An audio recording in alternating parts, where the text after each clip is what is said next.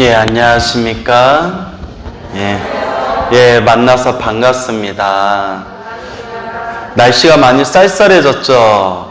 예, 정말 이 세월이라는 게 무엇과 같아요? 뭐와 같아요? 육수?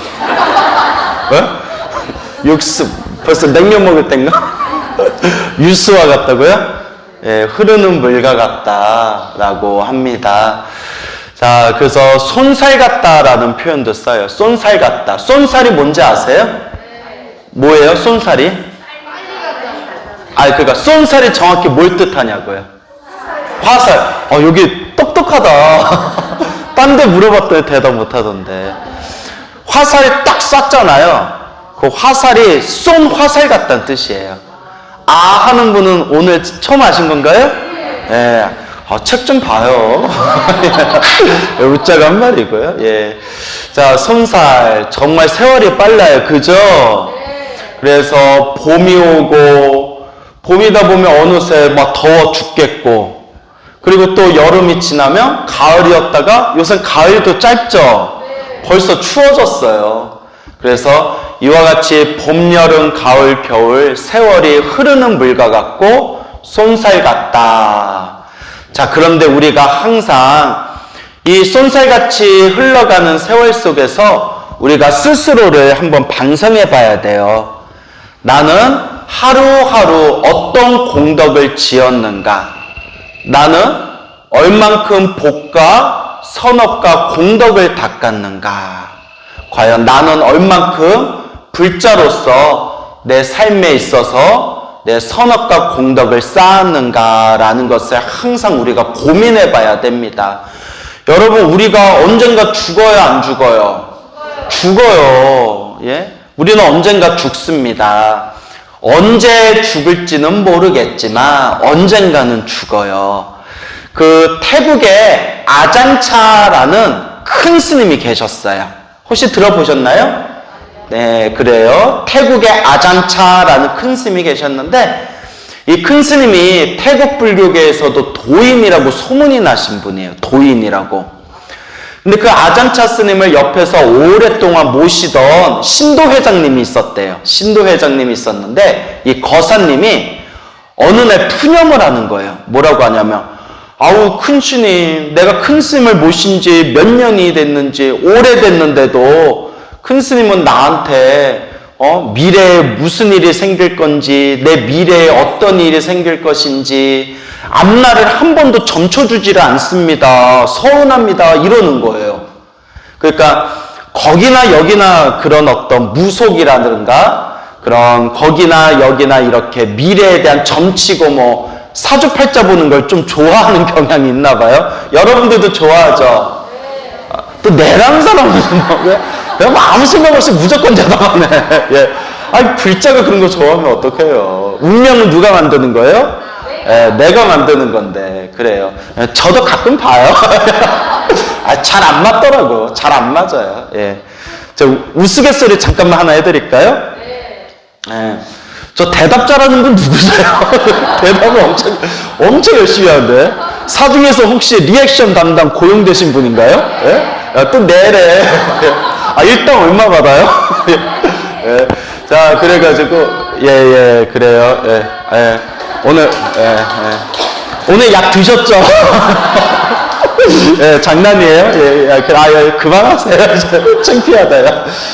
예전에 제 스님이 있었는데, 제 친한 도반 스님이 환속을 했어요.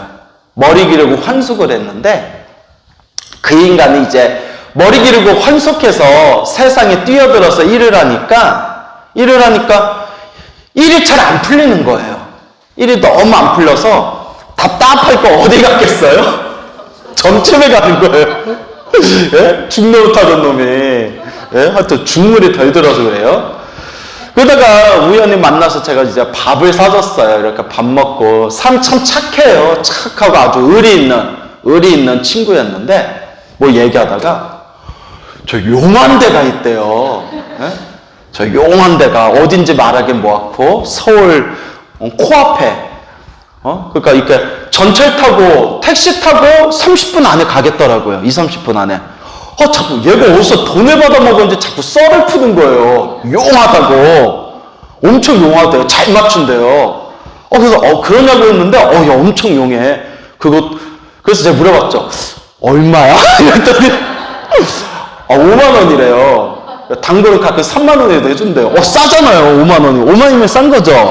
예, 5만 원이면 저 되게 많이 다니시나 보다. 그래서 자꾸 용하다니까 머리 깎고 있으면 그런데 가면 돼요, 안 돼요? 안 되는데 한번 가고 싶더라고. 몇 년 전이에요. 하도 용하다고 해서. 그래서 제가 그랬죠, 친구한테. 친구야, 내가 머리 깎고 승복 입고 어떻게 점집을 갈 수가 있냐. 그래서 가고는 싶은데 못 가겠다, 야 했더니 그 자리에서 전화를 하는 거예요. 예약하려고요. 손님 있습니까? 없습니까? 지금 가도 되겠습니까? 하더니 코앞이니까 20분이면 가니까 택시 잡아서 20분이면 간대요. 가재요. 그래서 어떡해요? 친구 따라 강남 간다고 그러잖아요. 하도 친구가 해다고 해서 그래 한번 가보자 하고 갔어요. 그래서 이제 갔는데 저 딱 보더니 깜짝 놀라시는 거예요. 그 중년의 이제 그런 이제 무속인이셨는데 신점을 보시더라고요. 신점. 근데 그렇게 저를 보고 반가워하면서 자기 외삼촌이 스님이셨대요. 외삼촌이 스님이라고 하면서 저를 이렇게 보더니 스님은 참 영이 맑고 깨끗하세요 이러더라고요. 무슨 이거 박수가 왜 나와요 거기서.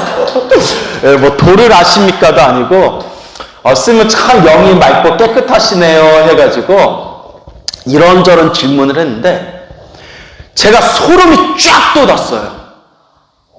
내 성격이랑 내 지나갔던 일들을 다 맞추는 거예요. 온몸에 소름이 쫙 돋았어요. 정말 스님이 제가 소름이 돋을 정도로. 제 성격이랑 그리고 제 좀 지나갔던 일들의 굵직한 걸 딱딱딱 맞추는 거예요.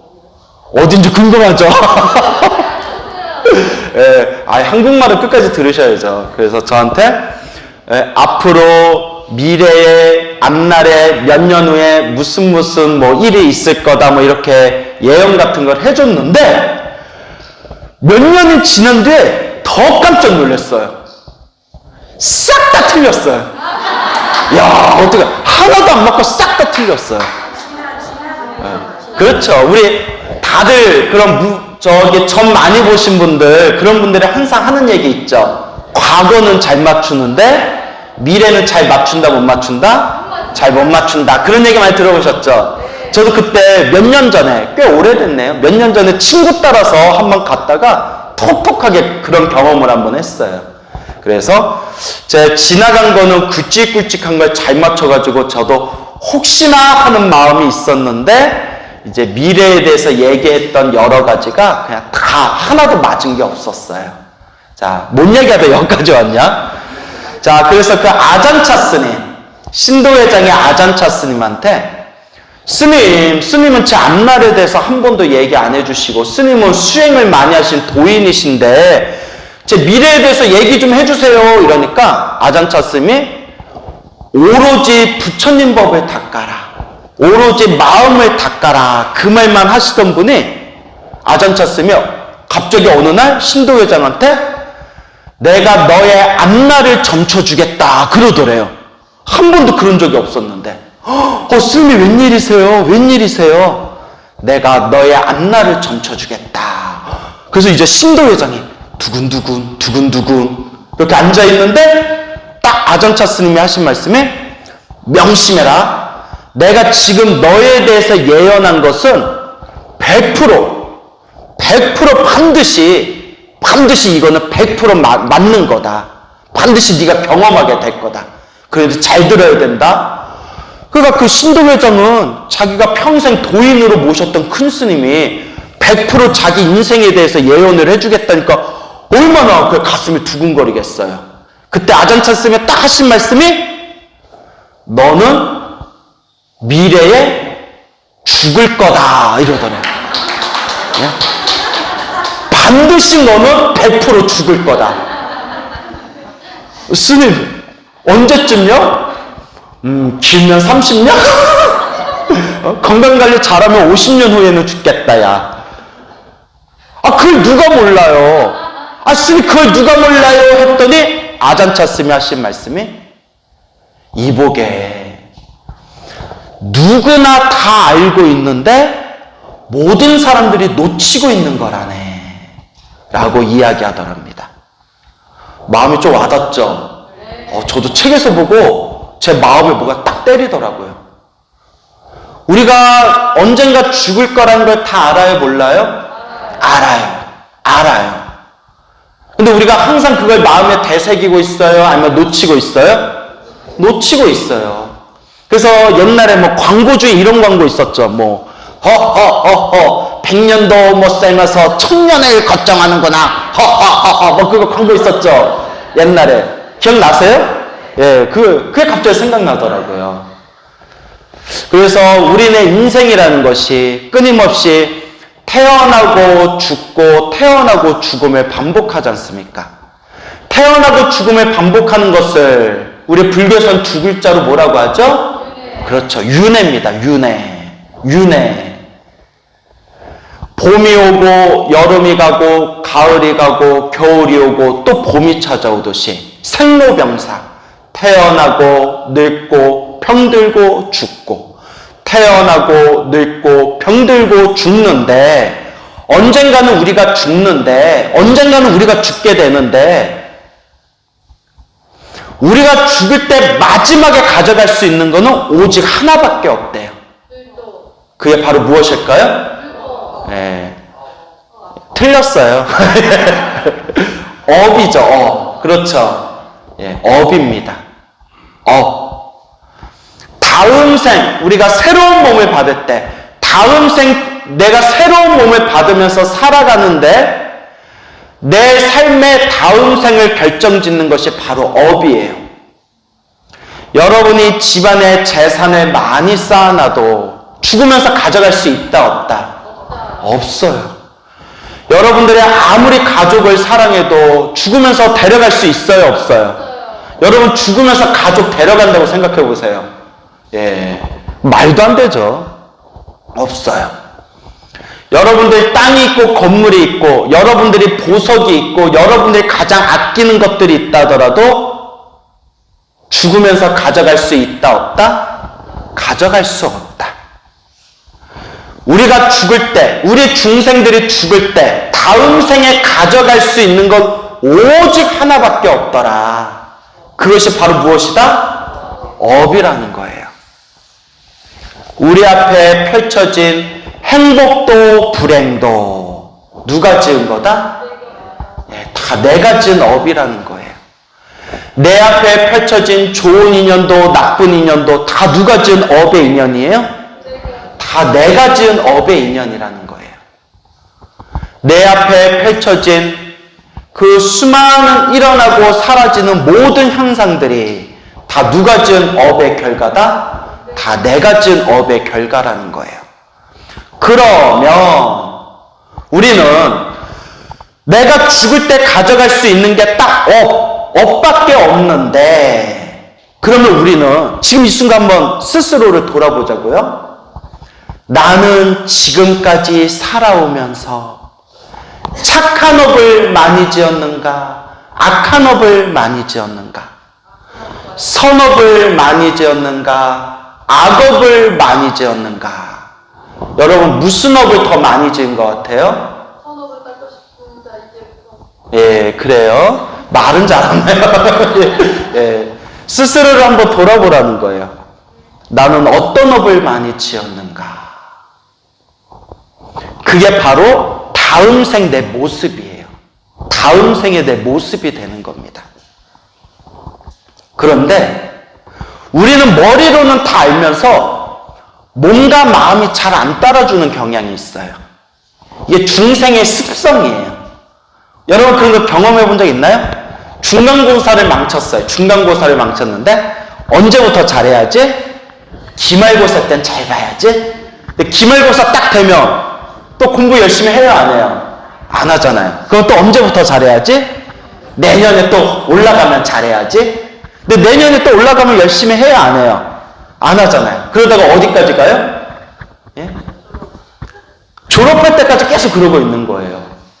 나만 그랬나? 우리 중생은 머리로는 알지만 몸과 마음이 잘 안 따라주려는 경향이 있어요. 그래서 자꾸 게으름이 생겨요. 뭐가 생긴다? 게으름이 생겨요. 내 마음에 있는 탐욕과 성냄과 어리석음, 내 마음속에 있는 번뇌와 망상이 자꾸 내 몸과 마음을 막 뒤흔드는 거예요. 그 내 몸과 마음을 뒤흔드는 현상이 강한 사람들을 업장이 두껍다, 업보가 두껍다라고 얘기하는 겁니다.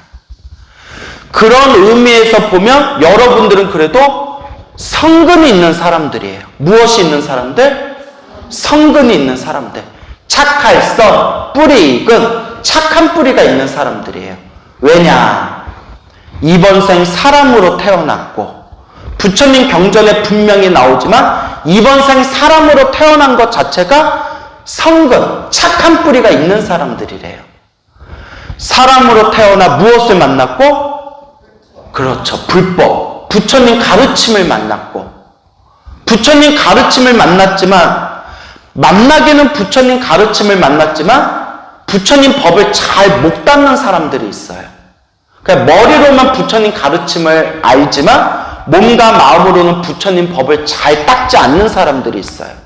근데 여러분들은 이 황금 같은 이런 공휴일에 부처님 가르침 공부하러 부처님께 기도하기 위해서 여러분들 선업과 공덕을 닦기 위해서 오늘 이 황금 같은 시간에 지금 어디에 모여 있어요?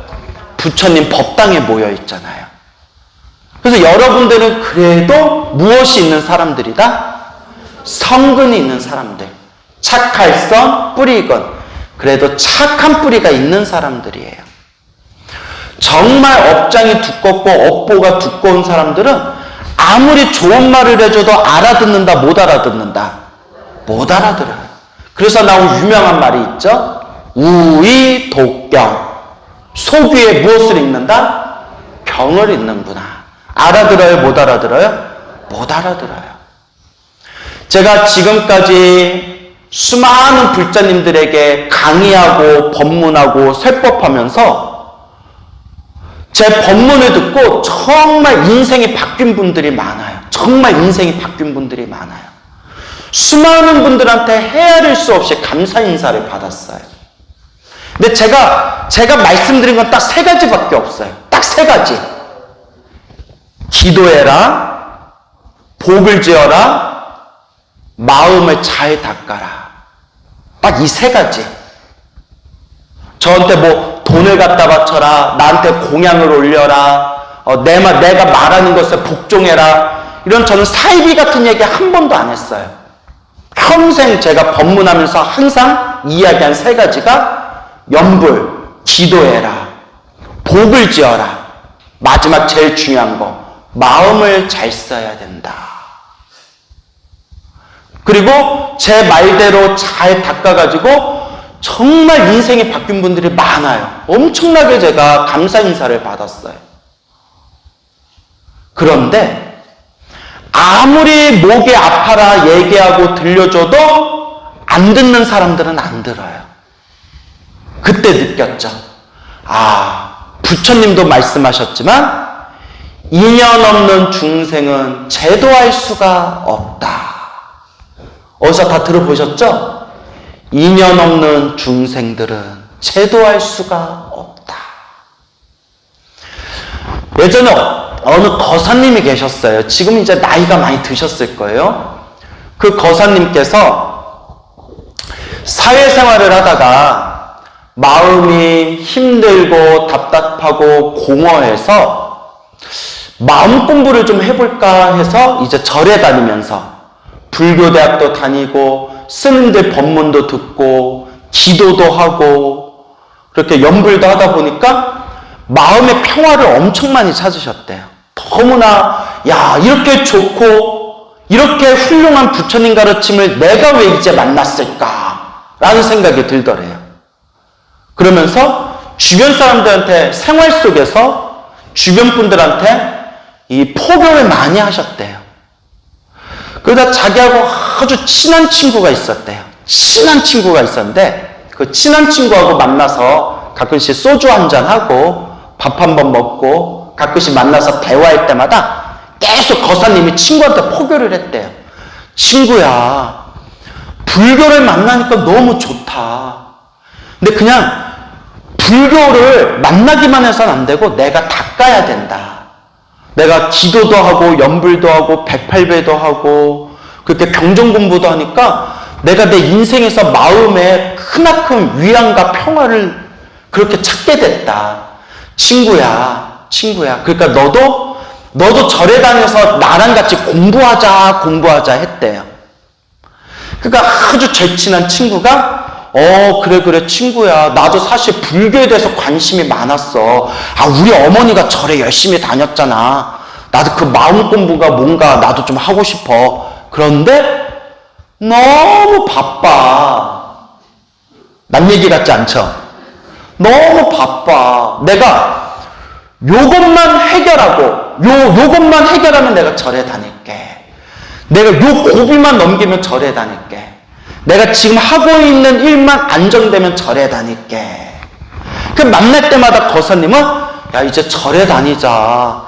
우리가 이번 생에 조금이라도 복을 짓고 공덕을 닦아야 다음 생에 또 더 좋은 몸을 받는다고 그렇게 부처님이 말씀하셨어. 너도 이제 복도 짓고 너도 공덕을 닦아야지. 그래, 야, 나도 모아둔 돈이 있는데 내가 죽으면 가져가겠냐? 나도 그것도 다 나도 좋은 데 쓸 거야. 그런데 지금 너무 바빠. 요것만 해결하면 내가 너랑 같이 절에도 다니고 기도도 같이 하자 했던 친구가 있었는데 불사. 그렇게 몇 년 후에는 같이 절에 다니자 했던 그 친구가 얼마 후에 소식이 들린 거예요. 왜? 갑자기 세상을 떠났대요. 뭐? 아니 왜 갑자기 얼마 전에도 만나서 그때 밥 먹을 때도 얘가 건강했는데 왜? 그 거사님도 너무 놀랬대요. 이거 몰래카메라인가? 친구가 장난치는 거 아닌가? 장례식장에 가서 영정사진 보고 나서야 실감이 들더래요. 친구 앞에서, 그 친구 영정사진 앞에서 눈물을 뚝뚝 흘리면서 마음에 사무치는 생각이 친구와 헤어졌다는, 친구와 그런 죽음의 이별을 만나게 되었다는 그리운 감정도 있었지만,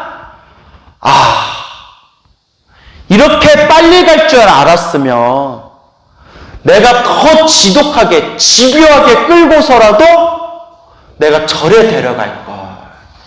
이렇게 빨리 갈 줄 알았으면 한 번이라도 더 연불시키고, 한 번이라도 더 기도시키고, 한 번이라도 더 보시하고 공양 올리고 공덕을 짓게 할 걸. 왜죠? 죽은 뒤에 가져갈 수 있는 건 뭐밖에 없다? 이렇게 빨리 갈 줄 알았으면 조금이라도 선업을 짓게 할 걸. 라는 후회와 억장이 무너지는 그런 감정이 들더랍니다. 그 사건 후로 그 거사님께서 기도를 더 열심히 하셨대요.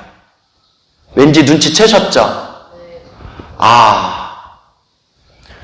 저승사자는 언제 올 줄 안다, 모른다? 모른다. 저렇게 건강했던 친구가 저렇게 빨리 세상을 떠날 줄이야. 염라대왕이 우리를 언제 부를 줄 알더라, 모르더라. 그래서 그날부터 더 열심히 그렇게 기도를 하셨다고 합니다. 여러분, 이게 남 얘기가 돼서는 안 돼요. 이건 누구 얘기가 돼야 된다? 우리 얘기.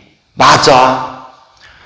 봄, 여름, 가을, 겨울 흐르는 물과 같이 흘러가고 있고 10년, 20년, 30년이 눈 깜짝할 사이에 사라지고 염라대왕이 언제 나를 잡으러 올 줄 모르는구나. 그러니 죽을 때 내가 마지막 가져갈 수 있는 게 뭐밖에 없더라? 업밖에 없더라.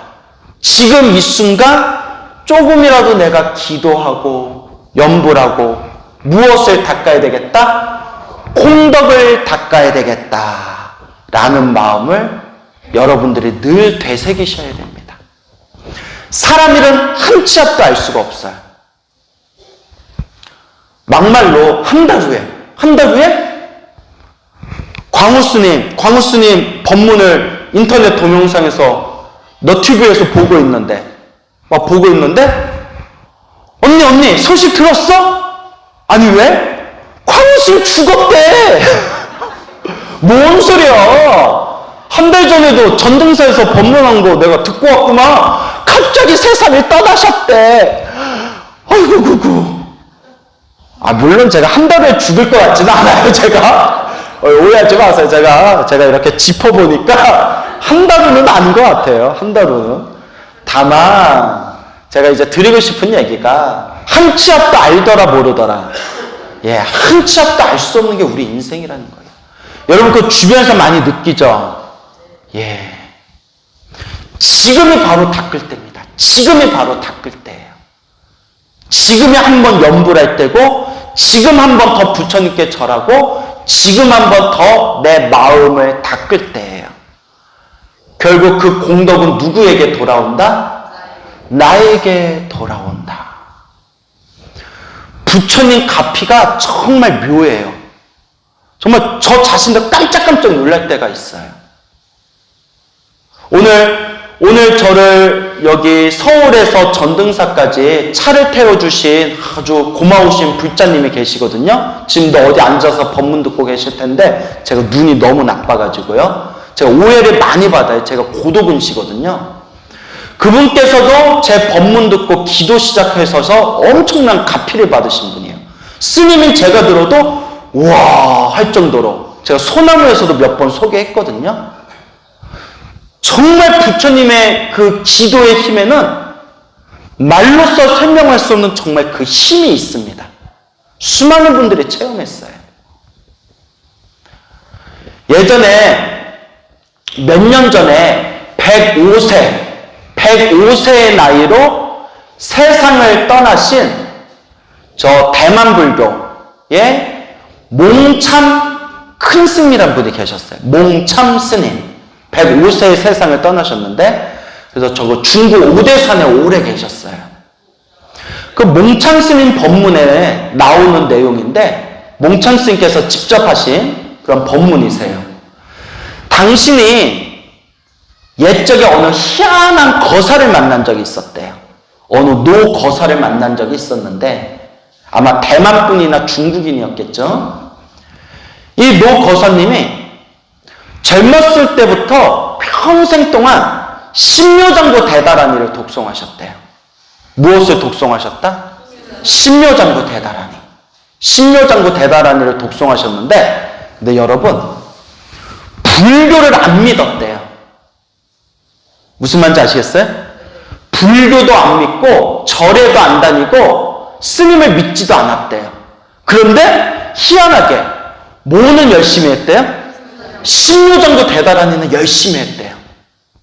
절에 다니지는 않은데 어디서 뭐 신묘장구 대다라니 외우면 좋다는 얘기를 어디서 주워 들었는지 신묘장구 대다라니만큼은 평생 매일매일 독송하셨대요.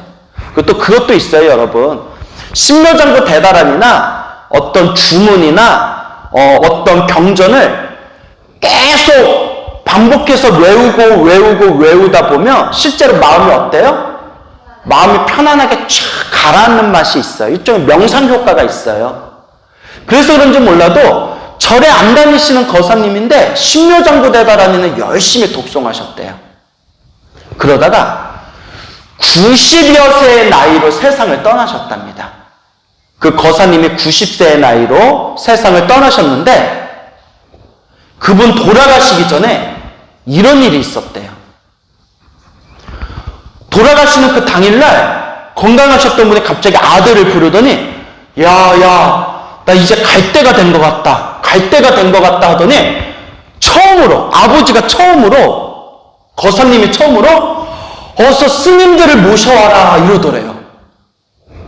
평소에 절에도 안 다니던 분이 그날 당일날 어서 스님들을 모셔와서 나를 위해서 공덕을 지어다오. 평생 심려장구 다란이 기도하면서 뭐가 딱 생겼나 봐요.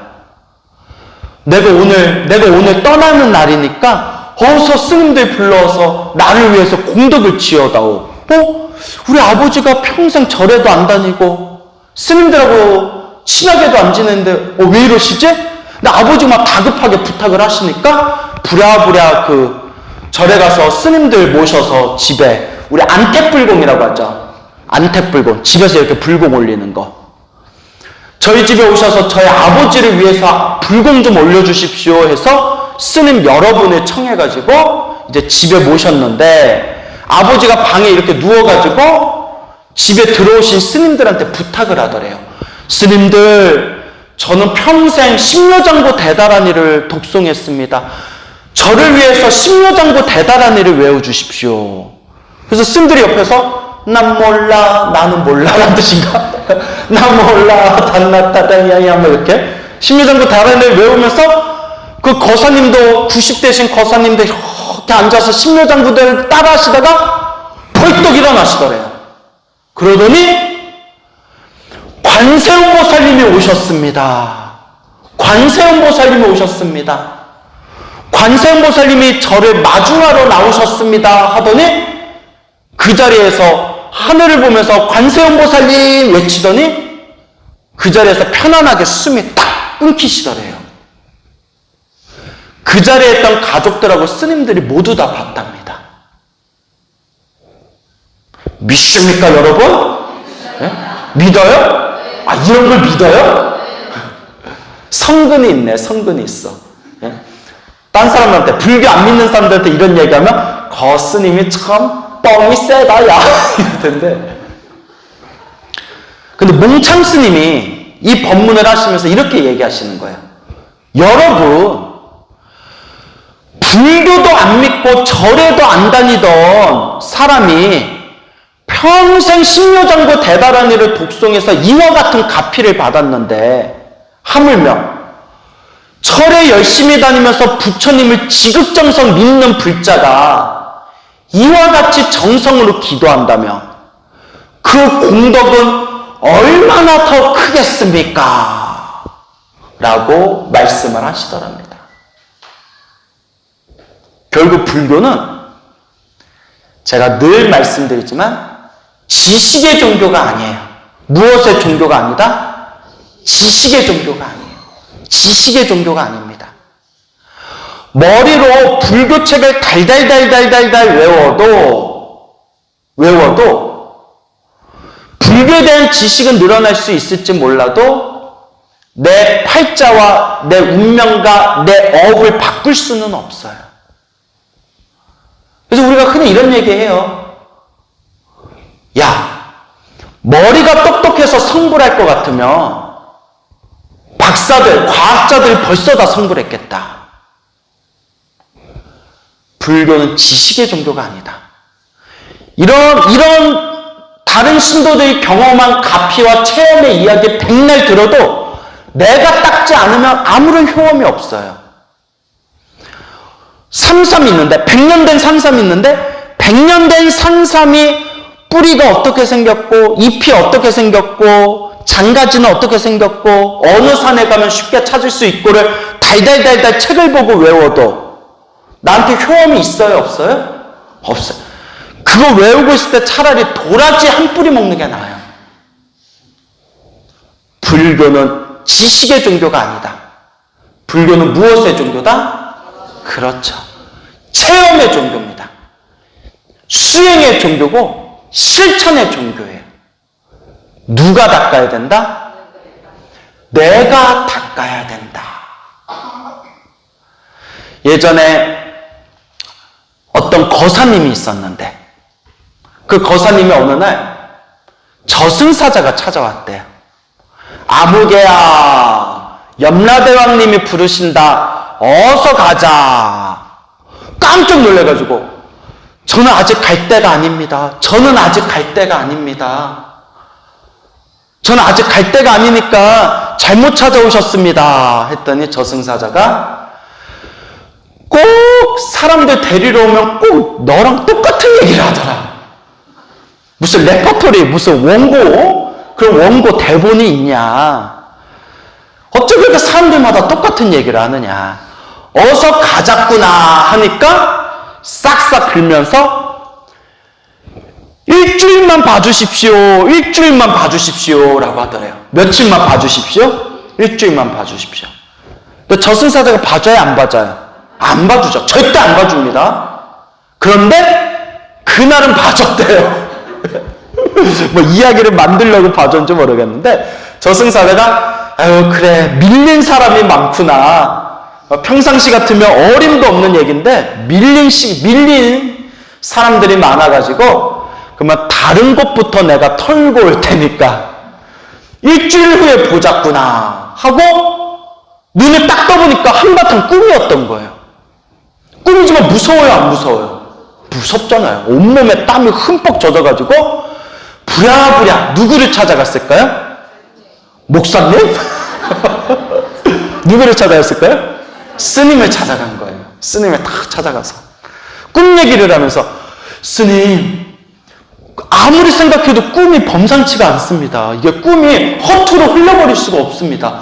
어떻게 해야 됩니까? 하니까 스님께서 염주를 탁 돌리시면서 제가 시키는 대로 하겠습니까? 예, 스님 시키는 대로 하겠습니다. 앞으로 일주일 동안 나 죽었다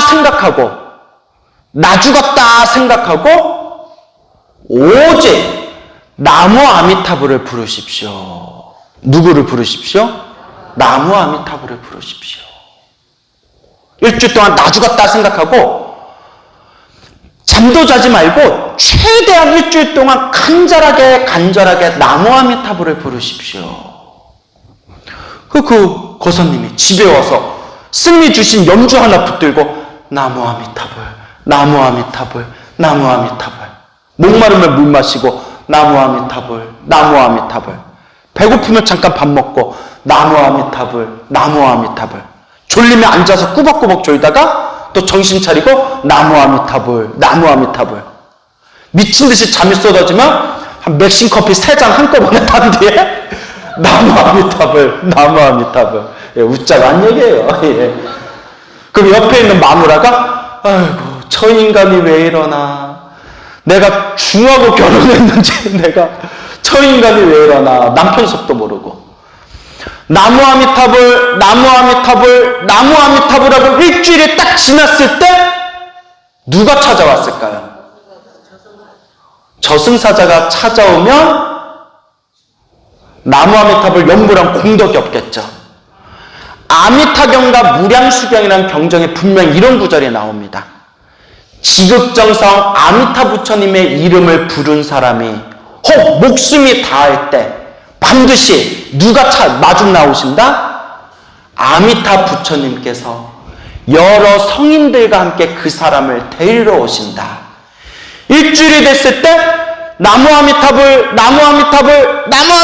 하는 순간 여보 아미타 부처님이 찾아오셨어 하면서 나는 부처님 따라 갈 테니 무슨 스님에게 아미타 부처님 따라서 잘 갔다고 전해주시오 하면서 나무 아미타불 합장하면서 그 자리에서 숨이 딱 끊기셨대요. 부인이 놀래가지고 이게 어찌된 일인가 해서 급히 장례식을 모시고 남편이 마지막에 말한 아무개 스님을 찾아가서 자초지종을 말씀드렸더니 그때서야 스님께서 나무 아미타불 관세음보살 참으로 희유하다 하면서 며칠 전에 남편이 저승사자 만나러 꿈을 꾸고 나서 자기한테 찾아와서 나무 아미타불 연부를 배운 뒤에 일주일 동안 나무 아미타불 연부를 하고 일주일 후에 약속대로 목숨이 끊겨서 저승사자가 찾으러 오는 그 시간에 저승사자 대신 누가 찾아오셨구나? 아미타 부처님이 찾아오셨구나. 참 참으로 그 어떤 큰 스님들도 하지 못할 참으로 큰 공덕을 지었습니다. 나무 아미타불. 그 소리를 듣고 그 부인 되시는 분들과 그 가족분들이 모두 독실한 불자가 되었다라는 이야기가 지금까지 전해지고 있습니다. 그 거사님은 딱 며칠 닦았어요? 딱 일주일 닦았어요. 며칠? 일주일. 딱 일주일 간절하게 했는데 그 일주일 만의 공덕으로 저승사자조차 물리치고 아미타 부처님이 직접 나타나셔서 아미타 부처님 따라서 저 서방 극락세계에 가셨구나. 또 이 얘기 듣고 나도 죽기 며칠 전에 나도 죽기 일주일 전부터 열심히 해야지 하면 돼요, 안 돼요? 미치고 팔짝 뛰는 거예요, 그러면? 언제부터 닦아야 된다? 지금부터 닦아야 되는 거예요. 지금부터 닦아야 된다. 정말 부처님 가피는 정말 희유하고 기적 같고 정말 미묘하고 정말 훌륭합니다. 교회 다니세요? 믿습니까? 자, 그래요. 그 수많은 부처님의 가피를 지금 이 순간에도 생생하게 체험하신 불자님들이 헤아릴 수 없음 많습니다. 하지만 꼭 여러분들께 당부드리고 꼭 여러분들께 말씀드리고 싶은 게 있다면 바로 언제 닦아야 된다? 지금. 누가 닦아야 된다? 내가. 지금 내가 닦아야 됩니다. 우리가 열심히 기도하고 열심히 수행하다 보면 안 좋은 일들을 만날 때가 있습니다. 큰 병에 걸릴 때도 있고 갑자기 사업이 휘청거릴 때도 있고 아이가 막 안 좋은 일에 휘말릴 때도 있고 가정이 완전히 태풍이 분 것처럼 가정이 이리저리 난장판이 될 때도 있고 그러면 많은 불자들의 마음이 흔들려요. 내가 이렇게 열심히 기도했는데 나한테 왜 이런 일들이 생기지? 내가 기도를 잘못했나? 부처님 기도 갚이가 이게 다 사기, 뻥이었나? 내가 이렇게 기도를 열심히 했는데 나한테 왜 이런 일이 생기지? 네, 여러분 꼭 명심하십시오. 기도를 열심히 하고 수행을 열심히 했는데 안 좋은 일이 생긴 것은 내가 시작 없는 옛적부터 지었던 그 수많은 큰 업보를 뭐하고 있는 과정이다? 갚고 있는 과정. 크게 받을 업보를 작게 받고 있는 과정입니다. 부처님 경전에 나오고 큰 스님들 법문에 다 나오는 내용입니다. 흔들리지 마십시오. 기도를 열심히 했는데도 안 좋은 일이 생길 때 내 업장이 크게 받을 내 업장이 점점 작게 소멸하고 있는 과정이구나. 이럴 때일수록 내 마음의 중심을 딱 세우고 더 열심히 기도하고 더 열심히 업장을 소멸하고 더 열심히 공덕을 닦아야 되겠구나 라는 것을 꼭 마음에 되새기면서 여러분들의 삶을 부처님의 가피공덕이 가득한 그런 꽃길로 여러분들이 만들어 나가시길 바랍니다. 알겠죠? 예. 그래서 오늘 이렇게 여러분들 만나 뵙게 되어서 반갑고요. 여러분 이렇게 날씨가 추워지고 또 이제 눈도 내리고 기후도 안 좋다 보면 사람이 자꾸 게으른 마음이 날 수 있어요. 하지만 그때가 공부하고 그때가 수행할 때입니다. 알겠죠? 네. 그래서 항상 여러분들 열심히 기도하시고 정등사와 맺은 아름다운 좋은 인연 잘 가꾸어 나가시길 바랍니다. 오늘 마치겠습니다.